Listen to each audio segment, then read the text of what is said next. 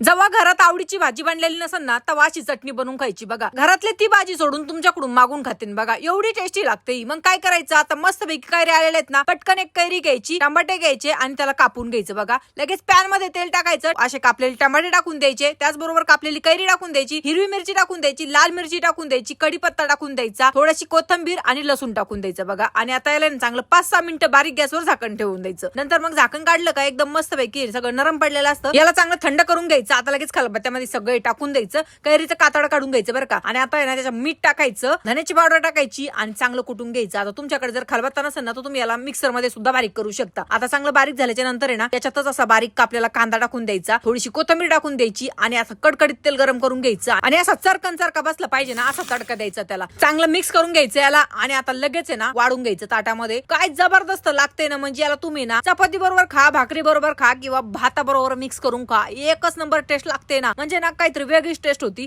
नक्की बनवून बघा आणि कमेंट करून सांगा.